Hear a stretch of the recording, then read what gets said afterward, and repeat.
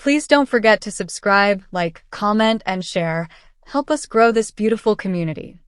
My name is Sophie Walker, and for the first time in my marriage, I told my husband, I'll do it tomorrow. Today, please, let me rest. He looked at me with those deep, concerned eyes. Ethan had always been good at reading me, even when I tried to hide what I was feeling.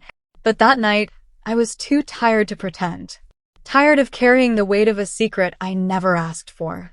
Tired of pretending everything was okay when, deep down, I was unraveling. I watched him hesitate. He wanted to ask more. But instead, he just nodded and kissed my forehead gently. Then rest, he whispered. I've got it tonight.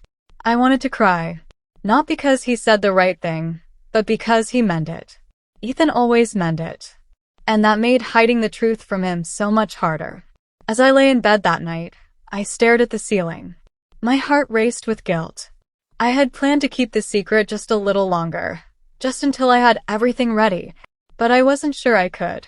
Not anymore. You see, years ago, my father lost everything. His company, his name, his pride. And all of it was because of one man, Mark Benton. He was a liar, a thief, and he vanished after tearing my family apart.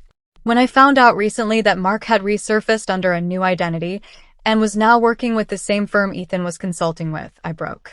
I started digging into him quietly. Research, old contacts, legal records, and yes, surveillance. But it was too much to carry alone. The next morning, I got up early and sat in the living room, holding all the evidence in my lap. When Ethan walked in, I could tell he was surprised to see me awake. You didn't rest? He asked. No, I said, my voice steadier now. Because I need to tell you something. He sat down across from me, his entire body still. He was preparing himself for anything. That's just the kind of man he is. I took a deep breath and began. I've been hiding something from you, not out of mistrust but fear. I didn't want to drag you into a war I didn't think I could win, but I don't want to lie anymore. He didn't speak. He just nodded, urging me to continue. And so I did. I told him everything, from my father's downfall to Mark Benton's betrayal, to how I discovered Mark's new identity, and how Ethan had unknowingly met with him.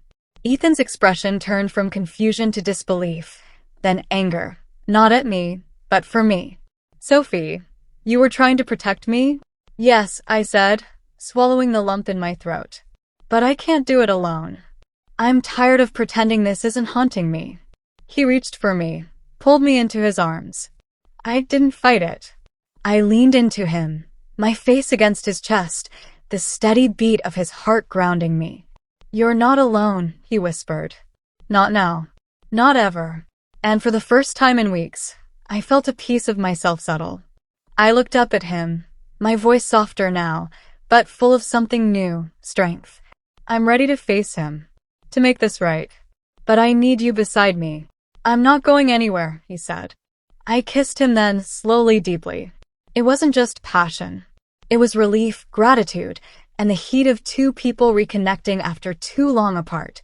He picked me up, carrying me to our bedroom like he had done on our honeymoon years ago. I whispered into his neck, I need you tonight, Ethan. All of you. And he gave himself to me, not just with his body, but with his soul. That night, we moved together like fire and wind. His lips ignited the parts of me I thought had gone numb. His hands traced the outline of the woman I still was, the woman I was reclaiming. And I gave in, not out of weakness, but out of complete trust. In the silence that followed, I lay against him, his fingers stroking my back. My tone had changed. I was no longer just a wife hiding a secret. I was a woman reclaiming her voice, and I wasn't afraid anymore. Tomorrow, we'd face everything together. But tonight, I finally let myself rest, in the arms of the man I love.